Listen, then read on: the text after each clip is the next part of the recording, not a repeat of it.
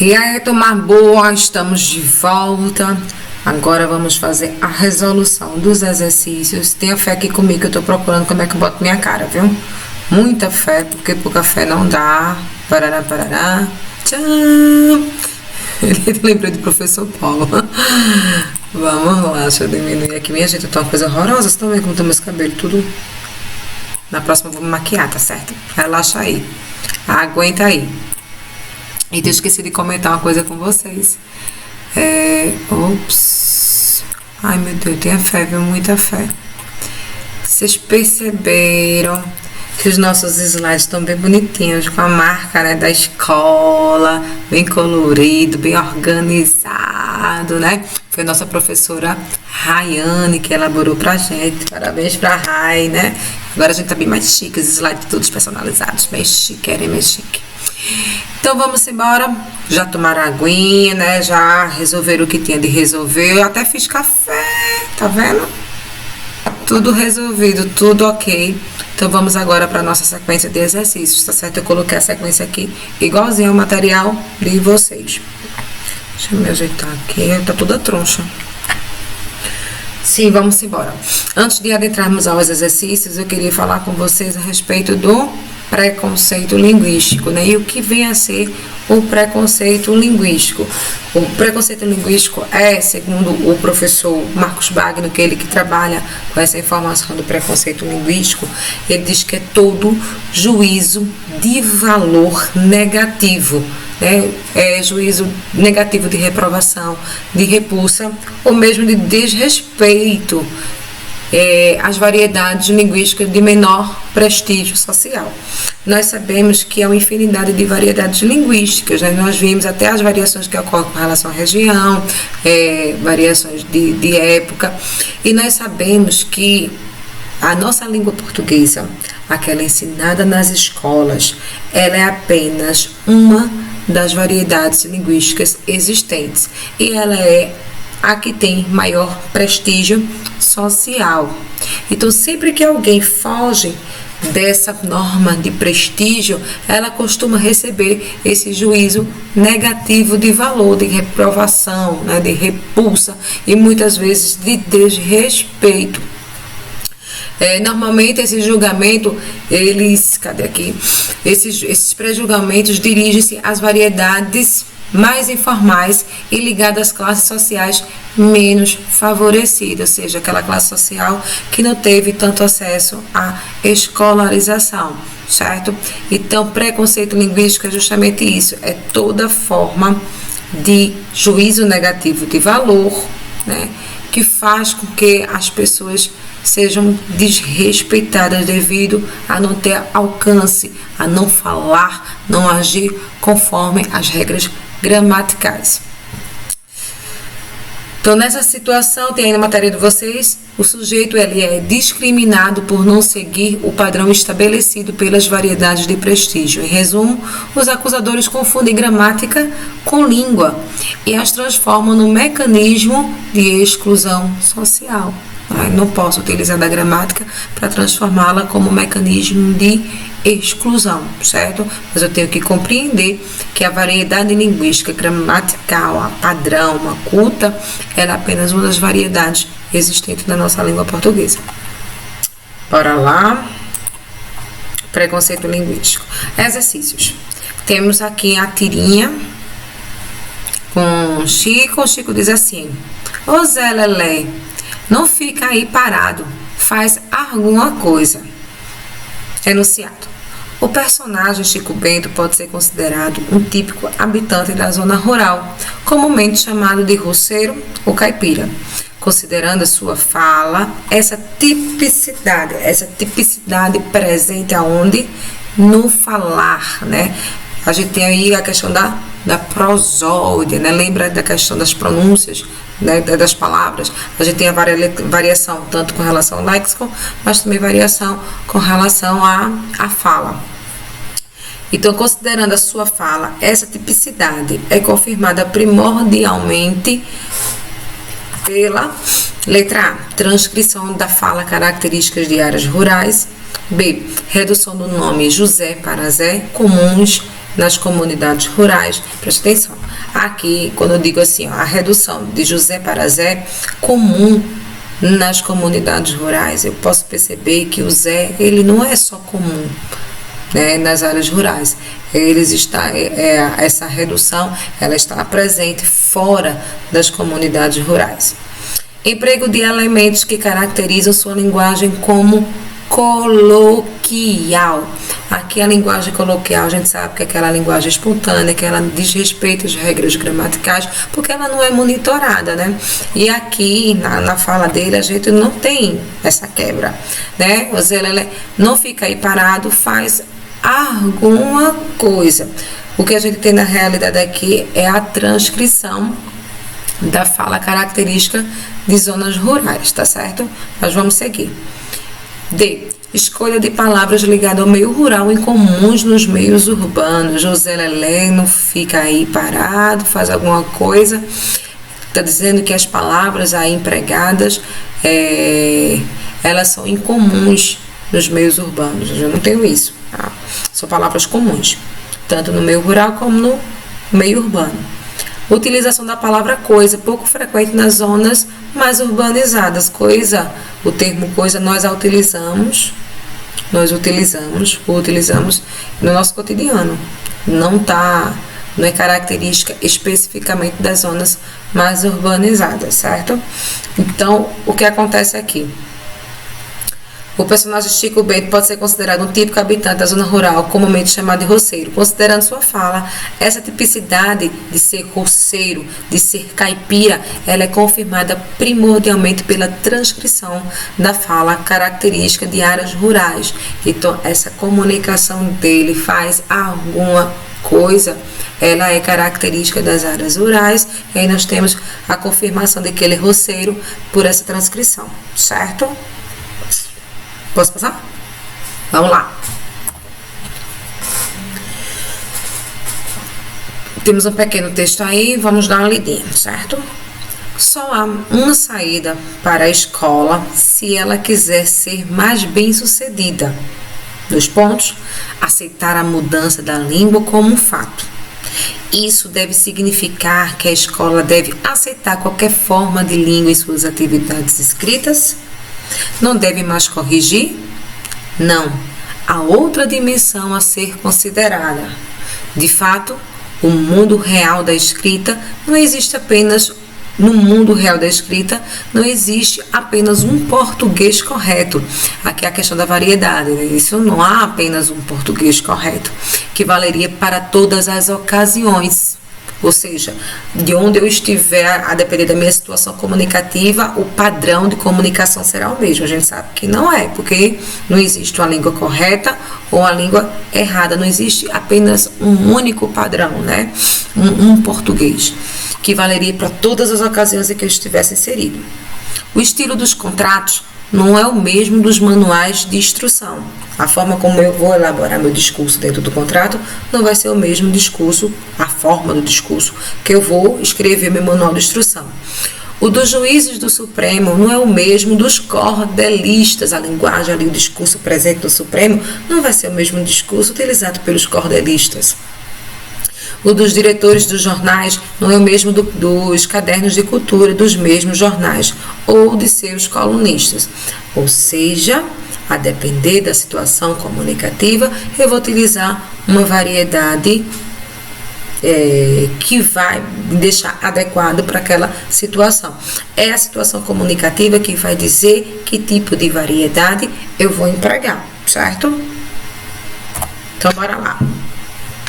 Ciro Pocente defende a tese de que não existe um único português correto. Assim sendo, o domínio da língua portuguesa implica, entre outras coisas, saber descartar as marcas de informalidade do texto. Não. Porque não existe um único português correto. Para eu dominar a língua, eu preciso ter consciência de reservar o emprego da norma padrão aos textos de circulação ampla. Não, eu não vou reservar emprego da norma padrão apenas aos textos de circulação ampla. Moldar o padrão, a norma padrão do português pela linguagem do discurso jornalístico? Também não, né? D. Adequar as formas da língua a diferentes tipos de texto e contexto. Isso mesmo, eu preciso adequar as formas da língua a diferentes tipos de texto e contexto.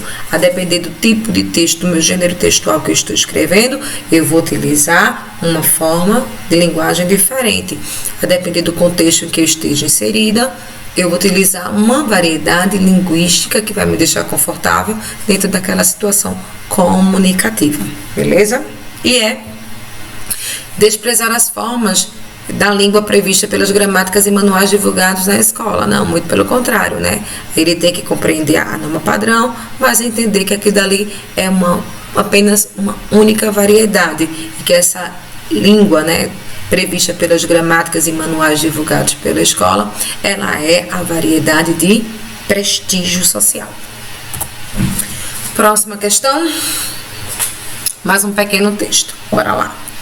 Contudo, a divergência está no fato de existirem pessoas que possuem um grau de escolaridade mais elevado e com um poder aquisitivo maior, que consideram um determinado modo de falar como correto, não levando em consideração essas variações que ocorrem na língua, né? E quando a gente não leva em consideração as variantes que ocorrem na língua, sempre determinando esse modo de falar correto, é o que desaba no preconceito linguístico que a gente viu.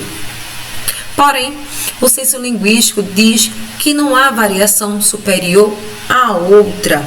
E isso acontece pelo fato de, no Brasil, o português ser a língua da imensa maioria da população. Não implica automaticamente que esse português seja um bloco compacto, coeso e homogêneo. Duas coisas que eu quero falar aqui com vocês, que Bagno traz, né? Para botar na cabeça da gente com relação à variedade linguística. Tópico 1. Não existe uma variação linguística superior à outra. Não há essa questão de hierarquia entre as linguagens, tá certo? A linguagem ensinada pelas escolas através da gramática, ela é a linguagem, né, a variedade linguística de prestígio. Mas não há entre as variedades uma relação de hierarquia. 2. Dentro desse texto aqui, eu quero trabalhar com vocês, que eu já havia falado lá no comecinho. O português não implica automaticamente que esse português seja um bloco compacto, coeso e homogêneo. O nosso português, nossa língua portuguesa, ela não é algo engessado, muito pelo contrário, ela é fluida, né, dinâmica, é um processo social, certo? Por isso, ela é um processo dinâmico e nunca um bloco compacto, coeso e homogêneo. Mas vamos lá saber o que é que ele quer da questão. Sobre o fragmento do texto de Marcos Bagno, podemos inferir, exceto, né? Se liga aqui, ó, a exceção. O que é que não vai bater com as informações do texto? A língua deve ser preservada e utilizada como um instrumento de opressão. Quem estudou mais define os padrões linguísticos, analisando assim o que é correto e o que deve ser evitado na língua. Misericórdia, né, minha gente? Pelo amor de Deus, isso aqui é a censura. Então, é justamente essa questão que é a exceção, tá certo? Não é isso que ele trabalha no texto, não. B. As variações linguísticas são próprias da língua e estão alicerçadas nas diversas intenções comunicacionais. Beleza. C. A variedade linguística é um importante elemento de inclusão, além de instrumento de afirmação da identidade de alguns grupos sociais. Muito bem. D. O aprendizado da língua portuguesa não deve estar restrito ao ensino das regras. Perfeito, né? A língua portuguesa ela não se resume apenas às regras gramaticais. Se fosse assim, a gente só precisaria decorar todas as regras gramaticais e conseguiríamos resolver todas as questões. Letra E. Segundo Bagno, não podemos afirmar que exista um tipo de variedade que possa ser considerada superior à outra. Não há hierarquia, né, entre as variedades, já que todas possuem funções dentro de um determinado grupo social. Perfeito. Eu voltei, não foi? Sim, então aqui a exceção é essa aqui, a letrinha A, certo? Golinho de café, né? E por sinal já tá meio frio. Vamos lá. Essa questão eu a retirei E não deixei o texto porque ele não era necessário, tá certo? Pra gente não perder muito tempo lendo, porque minhas aulas, como eu falei pra vocês, elas ficam um pouco extensas, né? Aí já pediram pra encurtar, porque eu acho que ficaram quase 30 minutos.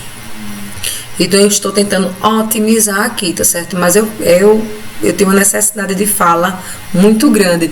Então, mesmo assim, eu acho que esse vídeo vai ficar uns 20 minutos. Mas vamos lá, vamos na fé, né? A frase do texto que traz somente marcas de linguagem formal. Lembra que a linguagem formal... pronto. Linguagem formal é aquela linguagem que atende os requisitos gramaticais. É aquela linguagem monitorada, né? Em que nós, no nosso discurso, nós estamos a todo tempo ligados na gramática para não cometer nenhum desvio. Então, vamos lá. Letra A. Sempre dá para separar um dinheirinho. Minha gente, a questão do diminutivo, amorzinho, mãezinha, a questão do diminutivo, ela é bimarca da informalidade, certo? Questão A, descartada, porque ele pede a linguagem formal. B, para saber onde está indo o seu dinheiro. A princípio, com relação às terminologias aqui, a gente não tem algo muito gritante, mas ela tem uma escapulidazinha aí com relação às regras gramaticais. Por isso que a letra B ela é considerada dentro da linguagem informal. Vou mostrar para vocês. Temos assim, ó, para saber onde está indo seu dinheiro. Vocês lembram do uso do onde e do aonde? Nós trabalhamos isso em duas perspectivas. Eu trabalhei com vocês já dentro da sala de aula. A questão do onde e do aonde. Aonde sempre utilizados com verbos que dão ideia de movimento. E eu fui mais além para a gente poder ter certeza quando era aonde. Sempre esse a que se junta com onde, nós vimos que ele é uma de preposição. Lembram disso? E que ou a palavra ou o verbo teria a necessidade de ser complementado com esta preposição, porque ele seria um verbo transitivo indireto, né? Então, esse a, que ele é necessário para a complementação dessa palavra, desse verbo, ele se junta com o onde, formando o aonde. Lembre que os verbos ir e chegar, eles sempre regem a preposição a. Está indo, aí nós temos uma locução. Então, o verbo aí, ele vai pedir o a. Então, o correto para deixar esta frase B dentro da linguagem formal ficaria assim, ó. Para saber aonde está indo seu dinheiro. Aí ela estaria correta. Como ela não está, não vai ser a nossa alternativa, porque ele pede, de acordo com o enunciado, a linguagem formal. C. Sempre pesquise preços e pechinche. A palavra pechinchar, ela é uma expressão informal dentro da nossa língua portuguesa, tá certo? D. A internet é um prato cheio para compradores. Um prato cheio. A gente tem uma expressão aí no sentido conotativo, né? Aquele sentido figurado. Então, essas expressões de sentido figurado, elas fazem parte da linguagem informal, da linguagem coloquial da nossa língua, e não vai ser nossa alternativa porque ela pede a linguagem formal. Só resta, no entanto, nossa letra E. Pesquise pacotes econômicos para celular. Perfeito? Linguagem formal. Aqui no caso, a alternativa é. Próxima questão. Mandinga era a denominação que, no período das grandes navegações, os portugueses davam à costa ocidental da África. A palavra se tornou sinônimo de feitiçaria porque os exploradores lusitanos consideram bruxos os africanos que ali habitavam. É que eles davam indicações sobre a existência de ouro na região. Em idioma nativo, Mandinga designava terra de feiticeiros. A palavra acabou virando sinônimo de feitiço, sortilégio. Então vamos ver o que a questão quer. Deixa eu fazer uma inferência aqui. Eu já trabalhei isso com vocês também dentro da sala de aula. Mandinga era a denominação que no período das grandes navegações Lembra o que, minha gente, com relação às funções do texto? Quem lembra aí? Que tipo de função nós teríamos aqui predominante? Quem lembra? Quem lembra? Quem lembra? Hã? Escutei daí, viu? Metalinguística, né? O código trabalhando o próprio código, se autoexplicando.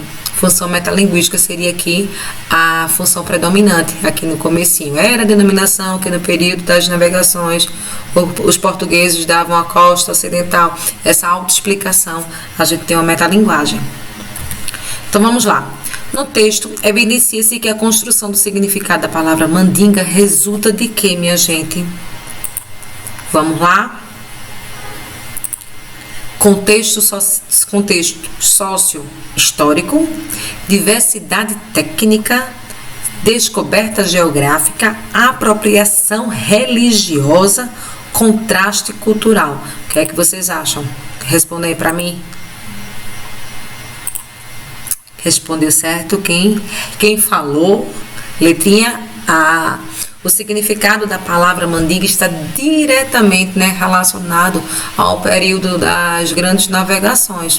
Então, é, portanto, mandinga resultado de um contexto sócio-histórico, tá certo? Letrinha A. Próxima questão. Essa questão daqui nós vamos conseguir fazê-la sem precisar ler todo o texto, porque eu acredito também que vocês já leram todo esse texto em casa.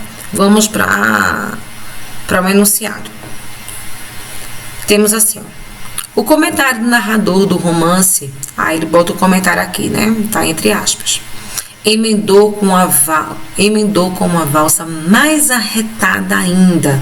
Essa valsa cheia de palavras difíceis, mais bonita que só a gota serena. Relaciona-se ao fato de que essa valsa é representativa de uma variedade linguística, minha gente. Qual é a variedade linguística que é cheia de palavras difíceis? É justamente aquela variedade que atende à norma gramatical. É justamente aquela linguagem formal, mas rebuscada, que está sempre muito monitorada. Então, vamos ver a questão.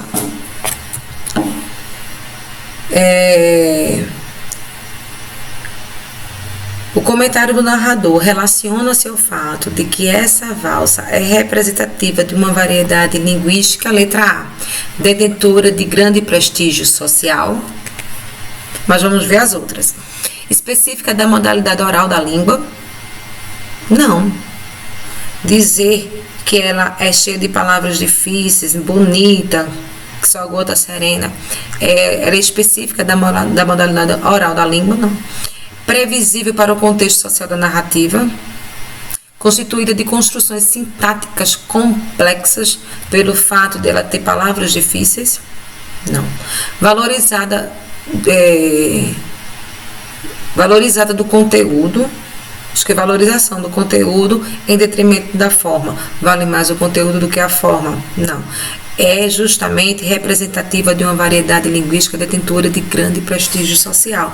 Aqui, se eu passasse a perceber que ele está tratando de variedade linguística que tem a ver com a norma padrão, né, a norma culta, a linguagem padrão da língua portuguesa, eu já saberia que se trata daquela norma de maior prestígio social. Lembre-se, não há hierarquia entre as normas, tá certo? Entre as normas, entre as variedades linguísticas, porém, a variedade formal, culta ou padrão, são sinônimos, os três termos, é aquela que tem maior prestígio social, certo?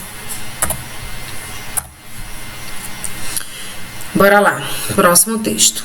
Temos assim, ó. Se o organismo já está acostumado com o açúcar e está difícil largar, o ideal é ir se acostumando aos poucos com cada vez menos açúcar. A utilização de determinadas variedades linguísticas em campanhas educativas tem a função de atingir o público-alvo de forma mais direta e eficaz. As campanhas publicitárias educativas, ela tem como foco o receptor. Então, para que ela possa atingir o receptor, toda a população, preste atenção, de cara ela não vai poder utilizar uma linguagem muito rebuscada, uma linguagem que está lá presente nos contratos, nas decisões e nos julgados do STF, do STJ, na linguagem dos manuais mais complexos. Não, ela vai ter que utilizar uma linguagem mais, digamos que rasteira, mais presente dentro da população, de forma mais acessível, para que as pessoas possam ter acesso a essa informação. Senão o efeito publicitário desejado, ele não vai ocorrer, porque as pessoas não vão entender. Então, bora lá. No caso desse texto, identifica-se essa estratégia pelo, então, bora lá, discurso formal da língua portuguesa. Se formar um discurso formal, eu já sei de cara que eu vou afastar determinados grupos sociais. Registro padrão próprio da língua escrita. Aqui a letra A e a letra B elas se completam, né? Porque o discurso formal da língua portuguesa requer o registro padrão. C. Seleção lexical restrita à esfera da medicina. Seleção lexical, lembra que léxico é palavra, tá vendo? É um termo que cai muito dentro do Enem. Então, às vezes, se você esquecer do que é, você fica meio perdido na questão só por causa de uma palavrinha. Seleção lexical restrita à esfera da medicina. As palavras estão aí restritas à área da medicina naquele texto. Tá? Temos algum? Seu organismo já está acostumado com açúcar, está difícil largar. O ideal é ir se acostumando aos poucos com cada vez menos açúcar. Eu não tenho palavras aí restritas à esfera da medicina. Fidelidade ao jargão da linguagem publicitária. Aqui também não. Uso de marcas linguísticas típicas da oralidade. Isso, o discurso aí, as palavras empregadas, elas estão bem próximas à oralidade, bem próximas do nosso dia a dia, como forma de atingir o efeito, né, solicitado pela campanha. Meus amores, nós ficamos por aqui. Espero que vocês tenham gostado. Eu peço 1000 desculpas para vocês, tá certo? Porque para mim também isso aqui é tudo muito novo, mas eu digo a vocês, eu estou fazendo com muito carinho, certo? Espero que vocês fiquem bem, estejam bem, foco nos estudos, porque o Enem está, né, na iminência, digamos assim, porque falta pouco tempo para a gente revisar bastante conteúdo. Então foquem. Eu digo, não tem conquista sem lágrima e sem suor, né? Todas as nossas conquistas, elas só virão realmente com os nossos esforços. E a gente sabe que vale muito, muito a pena. Eu nunca ouvi ninguém se arrepender por ter estudado. Então vamos nessa, estou aqui para o que daí vier. Cheiro grande para vocês. Deixa eu tentar sair aqui e tirar minha carinha, tá certo? Cadê? Aqui. Beijão!